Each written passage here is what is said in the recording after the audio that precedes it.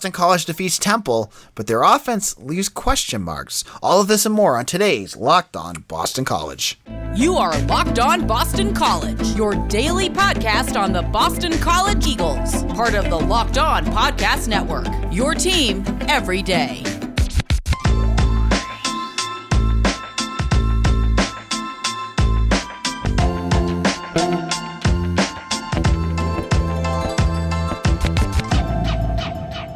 This is Locked On Boston College. AJ Black here. Thank you all for listening. If you enjoy our show, make sure to subscribe wherever you get your podcasts. Find us on YouTube as well. On today's show, we're going to talk about the Boston College 28-3 win over the Temple Owls. It puts the Boston College Eagles at 3-0 for the first time since 2018 and only the second time since 2007 where they started the season at 8-0.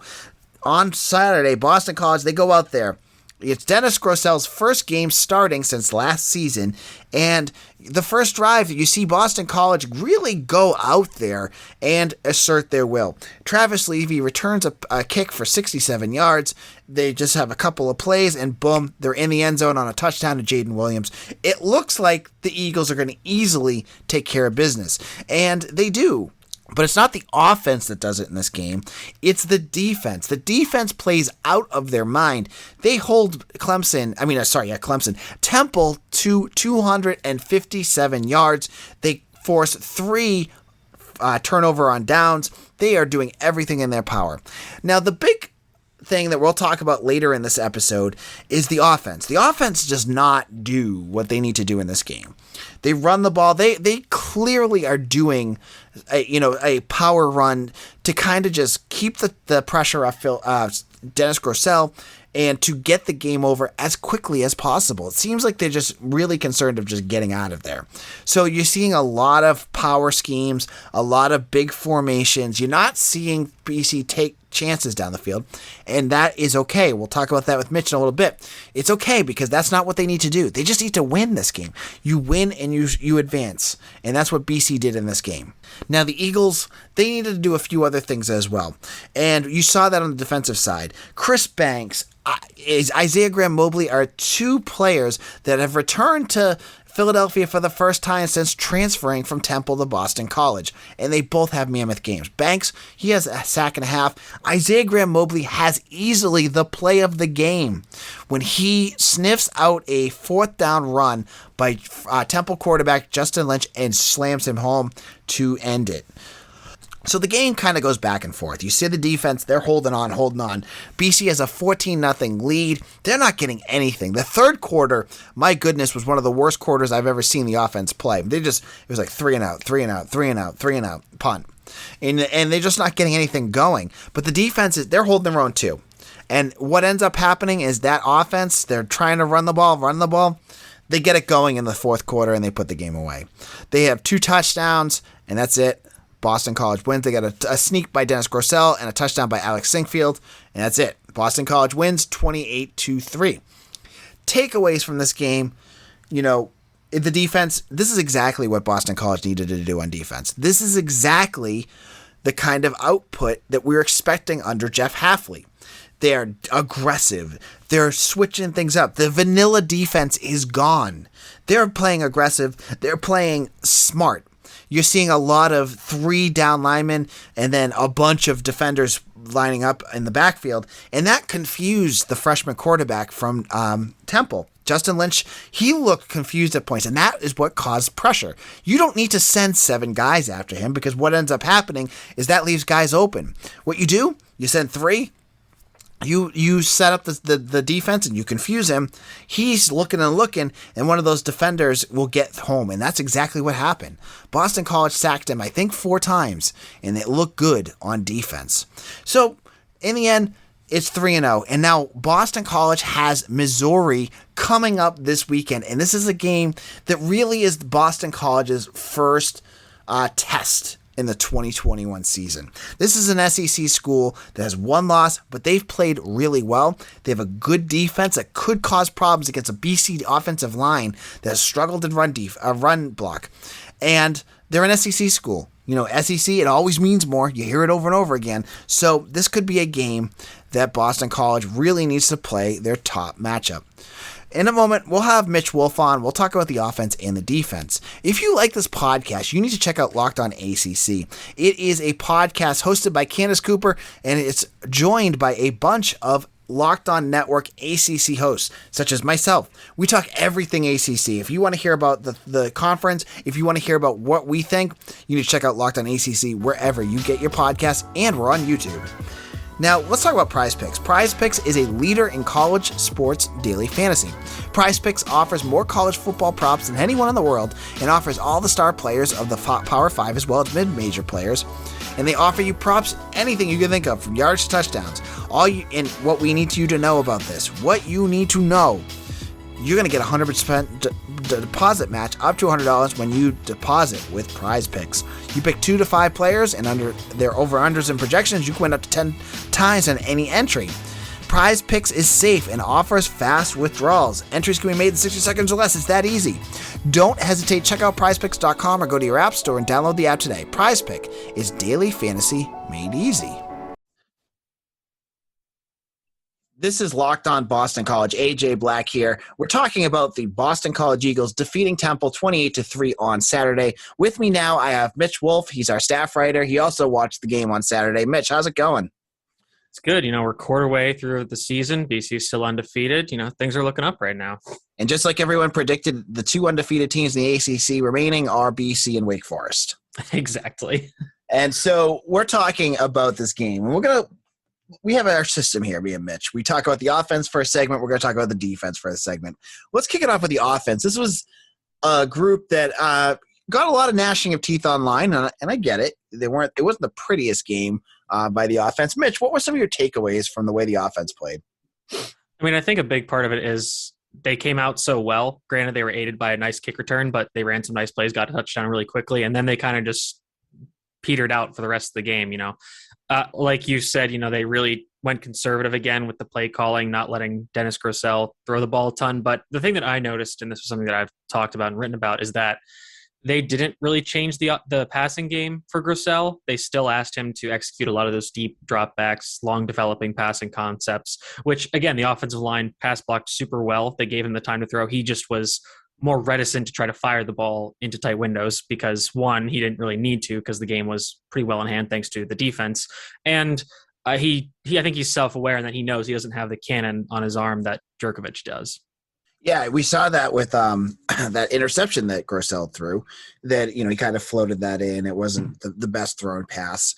Now, the offensive line was also a tale of two cities here because you got the offensive line, as you just said, in the pass game. They look great. Grosel had all the time in the world back there, and he was able to pick apart that defense. Against the run, though, with the run, there were some concerns. What were your concerns when you saw that rushing block?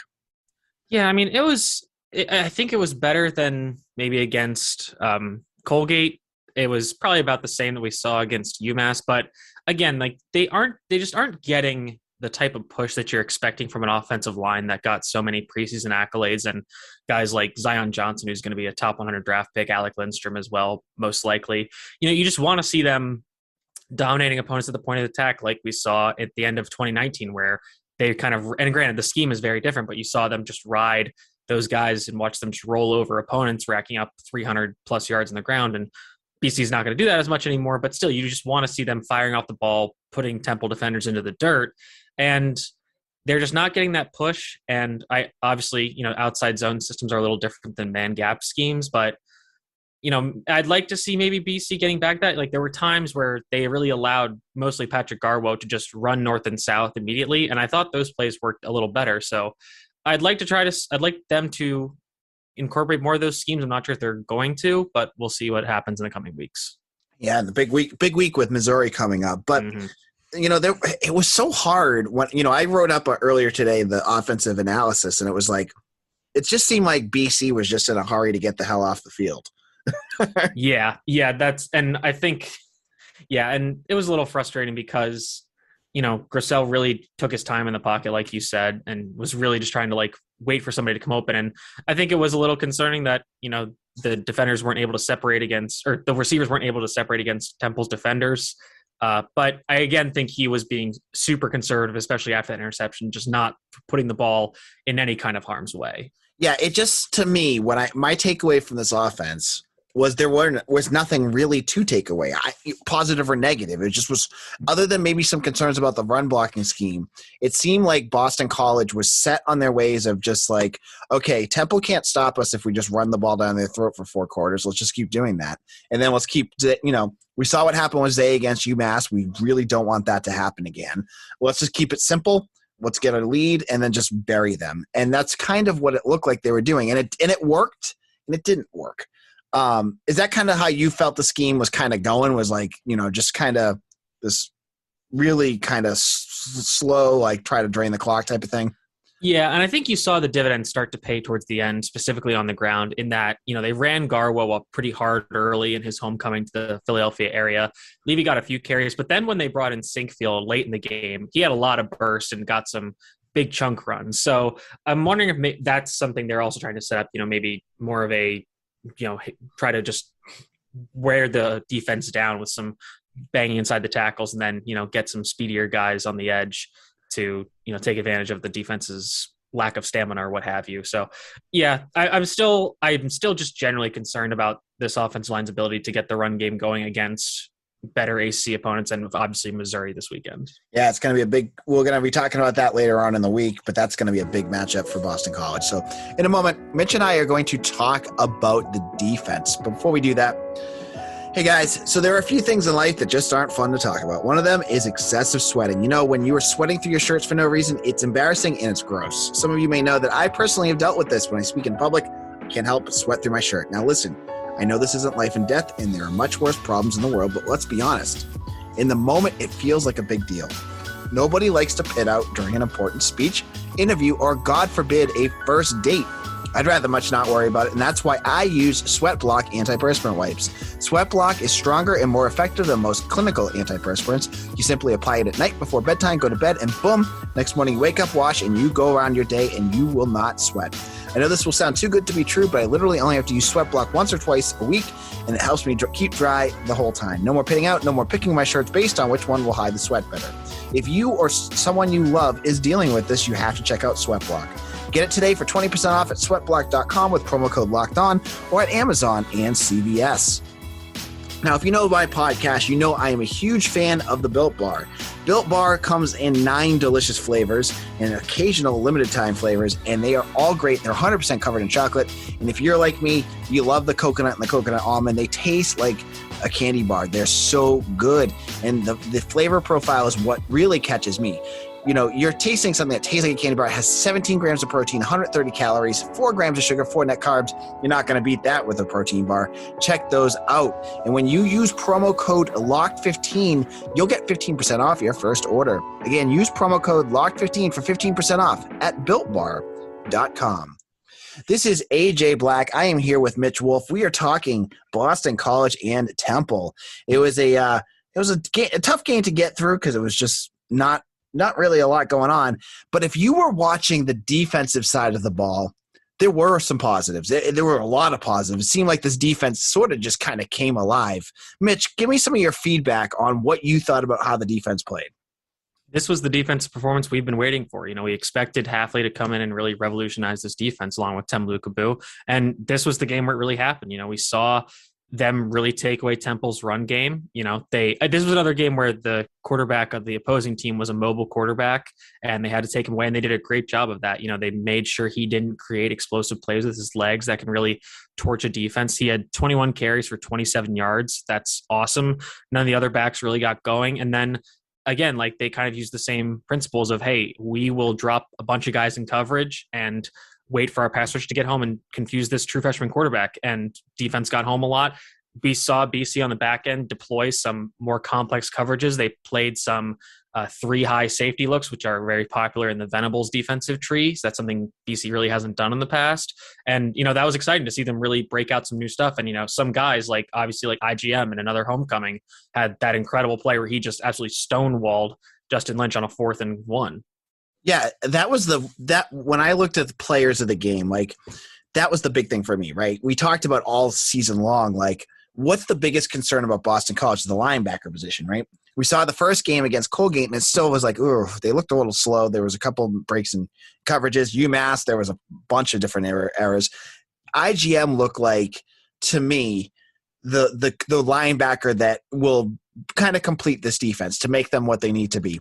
Because what he does, and I was saying this to Mitch on text, he seems to me like a mesh of Isaiah McDuffie and Max Richardson. Can you explain to me if you agree with me or kind of disagree with me on that one, Mitch? Yeah, 100%. He has because obviously he's an older player. He's just had some injury issues, but he brings that experience, that instinctual knowledge of the game that Richardson brought, and his ability to obviously use that to make a ton of tackles. But he also has a good bit of the athleticism that McDuffie brought to the table. That was the issue we had with Max Richardson, is that he kind of lacked that athleticism, whereas IGM has no such limitations. He's able to get around the field very quickly, and he's able to mesh. He's able to combine his instincts with his speed that allows him to anticipate and get to plays early and blow them up, like on that quarterback run and a bunch of other plays. He was all over the field. I think he led the team in total tackles and solo tackles.